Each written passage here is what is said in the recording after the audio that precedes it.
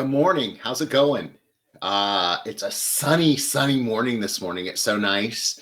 It's actually St. Patrick's Day. You won't see this on St. Patrick's Day, but today is St. Patrick's Day. I have my green on. Hope you have your green on so you don't get pinched. My grandpa was the one who loved to go around and pinch everybody on St. Patrick's Day if they didn't have green on. So yeah, that was very important. Wasn't that just, wow, what's something that we all grew up with? Isn't that crazy? So last night, we had a wonderful, amazing time with my friends in Needham, Massachusetts, the Beth Shalom Garden Club, and they had invited 2 other garden clubs to join them. And I got to catch up with my friend Sue Kaplan, who is just fabulous, just crazy about that lady. And we have had so much fun. She told me last night that I had done the Needham Garden Club first time in 1994, and then again in 2006. And then she also was instrumental in helping me get into Art in Bloom, the 25th anniversary of Art in Bloom at the Boston Museum of Fine Arts, too. And so last night, it was just an opportunity for us to get together again. And so that's wonderful. And so what we did was we made 6 arrangements. And so what I did was, this is a third in a series of 3 videos for you. The first one was I did all the processing of the flowers so that we have all the flowers that we used last night. Then the next one, I prepped the containers because I had just about an hour and a half with these ladies, and we actually ran about 2 hours, but it was fun. And so then I made 7 arrangements for them. And so then I didn't have time to get the containers ready and everything. So you have the video that shows the prepping of the containers. So now, since you missed out on making them last night, I figured that I would just give you a quick recap of what we created in those containers that you saw. It was a private event too. And if you're ever interested in a private event, email me or go to my website, jschwanke.com. And, soon I got my shot yesterday too, which I'm so excited about. Did not hurt, was absolutely great. Go get your shot, because that's going to make us all be able to get back together again very, very, very soon. And I can't wait for that because I've missed you all.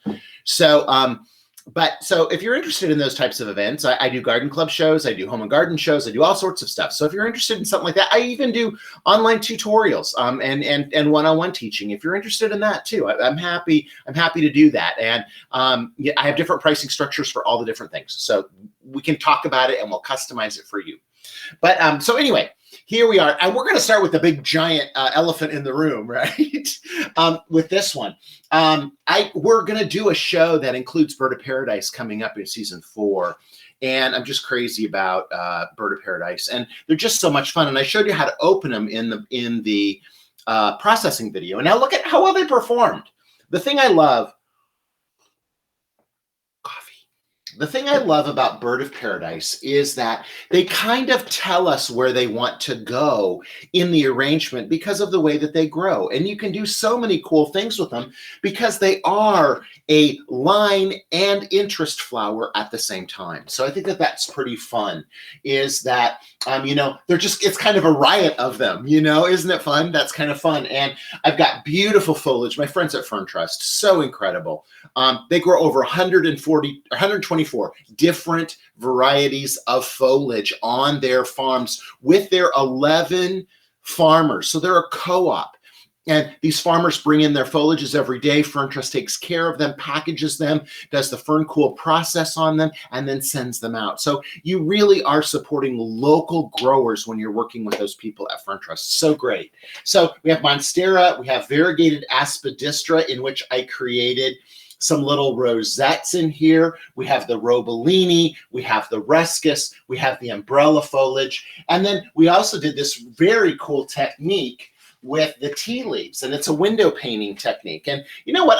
We're gonna do that again on a video real soon. But I took just a regular tea leaf, and then I created the window painting effect, and we've got several of those in there too. So this is one of those arrangements that I know you can certainly appreciate up close and stuff like that. So this is not meant to be a showcase for that. It's just to show you what happened. And I want you to just have a little reference point. The other thing that's exciting in here is, I was so excited. My witch hazel tree is blooming in the garden right now. And it's the first thing that comes out in the spring. And so I had witch hazel available. And just look at it. They're just like little golden mop heads of foliage of flowers that are in there. They've even got little centers and stuff. I'm going to take some pictures of those guys close up and we'll put that on Instagram. So make sure you follow me on Instagram for that type of thing. There's also a piece of driftwood in here. And this whole thing actually just sets atop this vase. So it is a raquette that we prepped the other day. And then that sets on top of this vase so that I am able to move it around and be able to carry it and take care of it. Because if I filled that whole thing with water or foam, it would be far too heavy. It is also something that I would create in place. So that was the other thing that I shared last night, was that if you were going to create an arrangement like this, I would create it on site. It's not something that I would transport. However, you could, because they do come apart, but you need a big delivery van. I don't have big delivery vans anymore. I got a Jeep. I got a little Jeep Renegade. That's what I got. So, but this is a much easier way to do that. The Monstera too, just a little side note, a little more coffee, excuse me. Monstera is grown by my wonderful friend, Brendan Register, who is the 4th generation, I believe, at Fern Trust. And he has thousands of Monstera plants, and he's the Monstera king, and his Monstera is always gorgeous and beautiful. So I love that got in that arrangement as well. So that was our big showstopper for the end of the show. And I'll show you the other ones now. So if you will pardon me as I grab them and bring them out to you so you can see what we've done. All right. So we made this little guy, and this is actually in the Eco-Essential containers from our friends at Oasis. It is a completely biodegradable, compostable container. We use the midnight foam down inside there. We've got the beautiful peach stock inside here. One of my favorite flowers. Smells so terrific. Smells like cloves. When I came down here this morning, it was wonderful. The Aristoma that's in here also is blooming, which has an amazing fragrance, and I think that's wonderful. Angie said, make sure I get it right now because now's the beautiful time for it. Almost has like a hint of eucalyptus to it. Just lovely. These pink colored Hypericum are just fabulous. They always remind me of Easter, and I love that. I've got these wonderful mauve colored carnations that are just opening up, and they're going to be just glorious. Protea from our friends at Splendor Protea, and a King Protea from them. They're now offering King Proteas at Splendor Protea as well. And, the story's so great because people said, you're not going to be able to grow Proteas in Colombia. But sure enough, my friend Ellie figured it out. Him and his dad figured out how to get around the agrobacterium that completely covers the savanna down there. And they were able to figure out how they could grow beautiful Protea in Colombia. And the farm is just glorious. If you want to see more about the farm, go to youbloom.com and look at my visit to Colombia, my Colombia documentary. And there's 2 videos in there actually with my friend Ellie. And you're going to see Ellie on season 4 of Life in Bloom too, because we've got that coming up too. So we can give you a little bit more information about that. It's a great little pretty arrangement, so that a small arrangement doesn't have to be this size, right? It can be a littler arrangement. And one of the things that I always partake in and is extremely important to me is color. And my friend Leah Treseisman has been my mentor and friend for so many years. And she taught me so much about color. And it's just very important for me when I'm selecting my flowers and putting them together that I have a color palette that goes well together. And this is just a great example of that too. So I think that's pretty wonderful. So, all right, we'll set him back here. All right, let's take a look at something else. Aha, here we go. Sorry, they're spread all over everywhere. As you can imagine, this is just my home studio. And so, the buckets of flowers and containers and everything everywhere. So I don't have the room to spread out like we do at Lowing Studio when we go there, which we do love our friends at Lowing because they're the people who house one of our sets for Jay Schwanke's Life in Bloom, the mud room that you see. And they do a great job for us, and we appreciate them so much. So this one, we built the armature out of the yellow dogwood and then added the other yellow flowers. So in here, we have the beautiful golden pin cushions. We have the discolor, or the bicolor. I think it's called discolor. I can't remember. Okay, Leucadendron from our friends at Splendor Protea as well. Both of those went very well inside here. We've got a little bit of yellow kangaroo paw, and they're starting to pop open this morning. So the reason this flower is called kangaroo paw is because it looks like a kangaroo paw when it opens up. It's got like little claws and it's fuzzy, and it comes in several different colors, and they're just incredible. I'm going to take some pictures of these and put those on Instagram too, so you can see those. Beautiful rose inside here. The rose is called Country Home. Country Home. I saved a piece of paper over there. That's why I went to go there. Country Home, and it's just lovely inside here. So then I used the yarrow to create almost a little pathway through it. And then the globe yarrow, I tucked into the forms, and I showed you that in our prep video about how we were going to do that. So now look at how those little balls are dancing up there, but then they're also on the inside. Now, so see, here's the deal, is that you get to go all the way inside that arrangement, and there's something really fun happening inside there.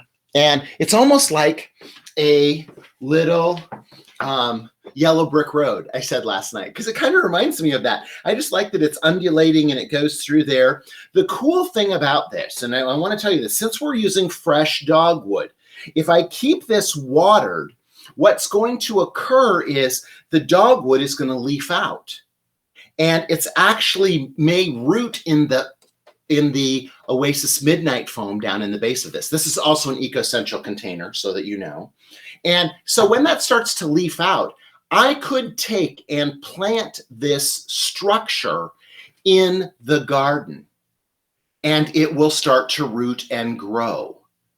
Interesting, right? Because it could quickly become a garden decoration. And that's just brilliant. Also, or I could not water it and let it dry, and I could use this again with the same container and store it in my place where I want to make something like this again. It's going to dry. It's going to be beautiful. It's going to dry in this shape and be stable. And then I could use it again as another prop and maybe do it in a different color the next time. So that's pretty fun. But I love this. I thought this turned out just wonderfully. And I all the yellow colorations. And notice how a little bit of that peachy orange in there really helps bring that all around. The beautiful, not wide enough. Here, what I'm going to do is I'm going to move this guy up there because he'll do well there. And this will be better back here. Okay. Yellow is it's just so important right now, and I just love that, and I thought it was great. But adding that little bit of peach in there, that little orange, activates that entire arrangement and really helps it be something more important. So let's take a look at a little garden arrangement. Well, not so little, maybe. All right. Let's see what we have here. Okay.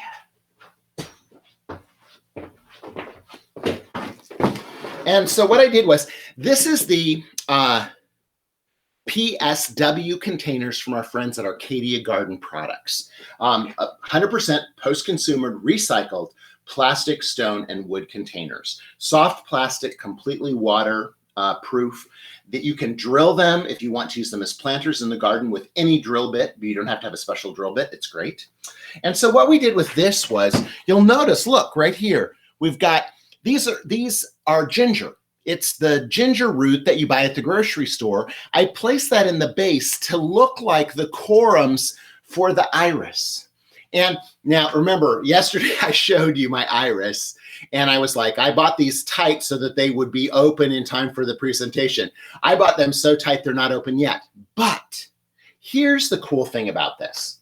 In here, we've got these beautiful tulips that have a wonderful little yellow variegation on the leaves. We have some hyacinth that are coming into bloom, and we have a moss base, and then we have the foxtail fern, which I'm crazy. This is one of my favorite foliages from my friends at Fern Trust, and the foxtail fern is just exquisite, and I love it. And we've got a bunch of that in here, and we have a piece of Dusty Miller that I've had for about 3 weeks now. And it was in an arrangement, and when I was dumping the arrangement, everything else was kind of dead except that piece. And I thought, well, I'm going to save it. And so I used it to slip inside here. So I have a little bit of Dusty Miller too. Although Dusty Miller and spring flowers wouldn't bloom at the same time, I think they look pretty together, so I don't care. And that's why I put them in there together like that. So, so what's going to happen is I'm going to have waves. My tulips are getting much bigger this morning, and they're going to open first. They're going to grow phototropically towards the light. They're going to open, they're going to close. My hyacinth are starting to color up, and they're going to open up, and we're going to have amazing fragrance.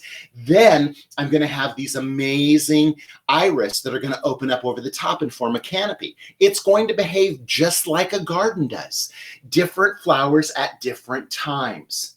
Down inside here, I had a little heart form, and I showed you that. I countersunk the heart form down inside, and it's filled with pink spray roses. And it's just kind of a little surprise. So when you look over the top of it, you see that little heart down inside there. And it's just a little surprise that we add. I think that's nice when we can add a surprise to our flower arrangements so that, we can see what's going on and have something interesting when people come up to visit it. So many flower arrangements. I mean, this obviously is meant to be appreciated from afar. You can stand back and look at it. And as an analogy, not a comparison at all, impressionistic painting. When you're looking at impressionistic painting, when you are back from it, it's far more interesting. You can see the overall picture. Shouldn't say far more interesting, because I'm fascinated when I stand up close and it's just a series of paint swabs or dots that create that amazing image. And that's what happens is you get to look at this far away. Although that wonderful little witch hazel is beautiful up close, appreciating the whole thing far and beyond is wonderful. You walk into a room, see this bouquet, come over to it. As you get closer, you realize, oh, there's fragrance from the hyacinth, and oh, there's going to be some iris blooming, and look at the detail on the edge of these leaves, and oh, there's a little heart down inside. Someone must love the garden. And that's exactly my thought. Was the ladies I was talking to last night love the garden just as much as I do. So it was an opportunity for us to share that love of gardening with them. So I was trying to figure out where I'm going to put this. Okay. I don't know. We'll see what happens. You know what? Maybe I can go on the shelf. Oh, I can. See, I got more room. Okay, that's good. All right.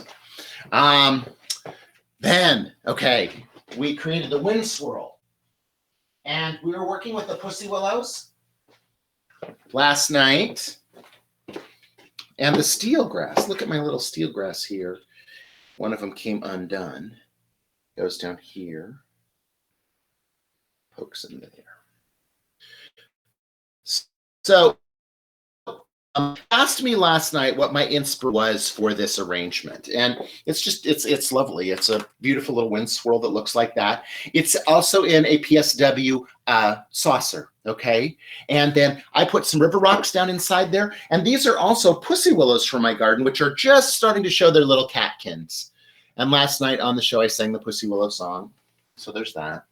I told the story about how the pussy willow got its name. And supposedly there was a cat whose kittens had fallen into a stream and she didn't know how to save them. And the willow tree bent its branches down in and rescued the kittens so they could get to shore. And thus the willow tree then sprouted the little catkins so that it would always remember that it's great to be kind and help one another. And I thought that was a lovely story to go along with this. We've got our beautiful Clooney ranunculus in here, and we also have our beautiful calla lilies, and the calla lilies just kind of formed into their circles, and we did the little trick where we peeled the stem away so that we could curve them around a little bit more. They asked me what my inspiration was for this arrangement, and I said it really was the bird's nest that I had collected that had fallen out of a tree, and there's a turkey feather stuck in it. This is not a turkey nest, obviously, right? But I just thought that was fun to have the little feather inside there. But I think just placing that down in there, it almost forms a perfect little wind swirl. So our arrangement has the wind swirl with the heather and the callas and the beautiful ranunculus, and just beautiful. And remember, we had positioned that foam using the new midnight anchor foam from Oasis that goes with the midnight foam, and it matched the container so brilliantly that it allowed us to completely conceal it. You don't even notice that there's anchor tape on there, and obviously we would if we would have used a different color. So really, really beautiful and really fun. So let's see, this guy can slide right in. Yeah, I think you will notice that I obviously did not have them all on the set together last night, because that would have been a little crazy. All right, so then we have this guy. Oh.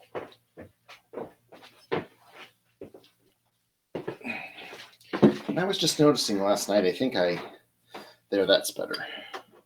It's tighter now. So we created this topiary, and it's a topiary that has all sorts of different things in it. There are green bananas in here. There are beautiful Fuji mums. There's hydrangea. There's green trichdianthus. There's blackberries. There's hypericum. There's artichokes. There's cut limes and Granny Smith apples. And did I mention the broccoli? I think I did. So we've got all sorts of fruits and vegetables in here. We have beautiful calculus and then the monstera leaves as well. And it's just something to be appreciated from all sides. Okay, and just really, really a pretty arrangement.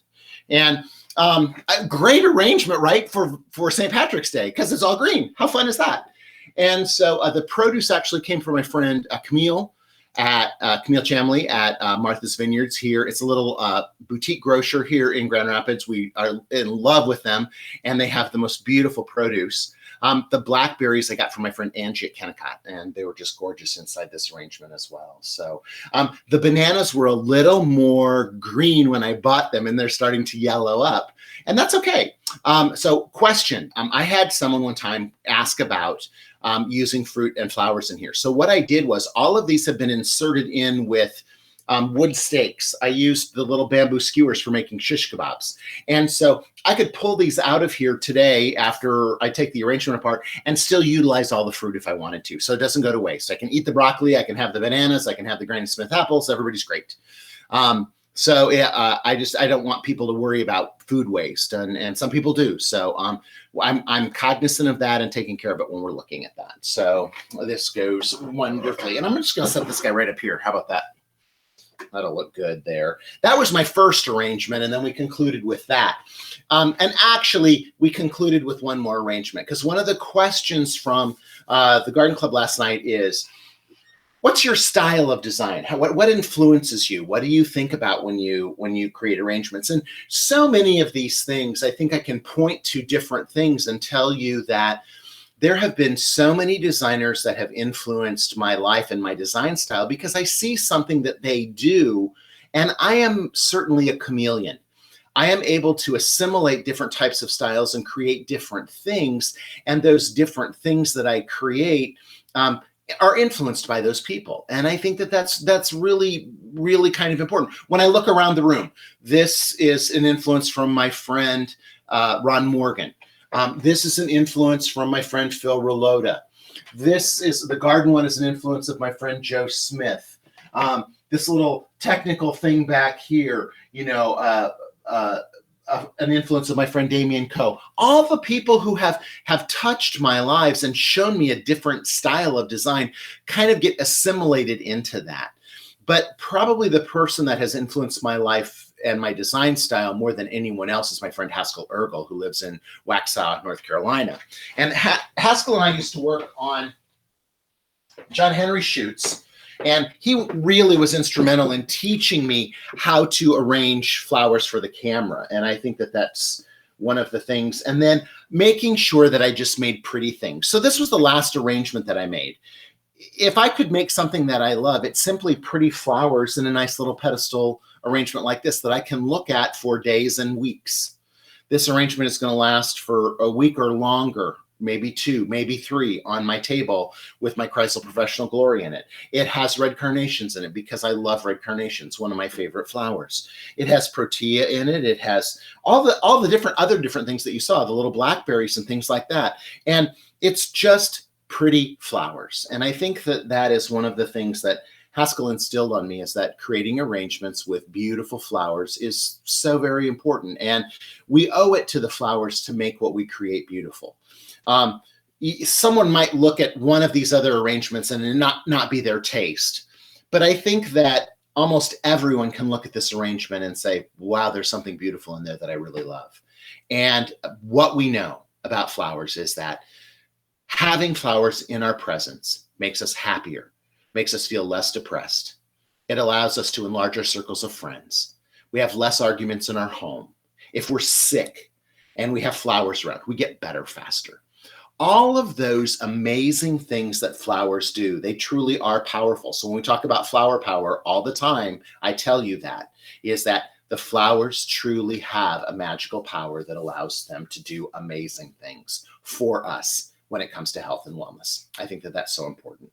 So I hope you enjoyed the little tour for my friends last night. We had a wonderful time creating these together and telling stories. One of the things that we emphasized last night, and I always want to emphasize with you, is the number one person you need to impress and please with your flower arrangements is you. If you are pleased with that arrangement, I am so delighted. And if you want to share it with me, you can always send them to me at j@ubloom.com. That's my email address. And send them to me because I want to see what you created. I think that that's very important as well.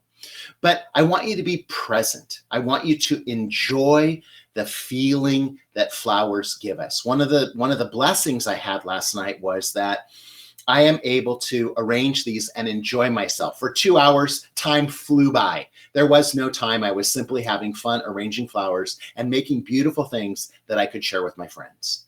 And when we create those, our body releases endorphins that make us feel better. When we share them, the same thing happens for us and the recipient. So it's a great opportunity for us to do that.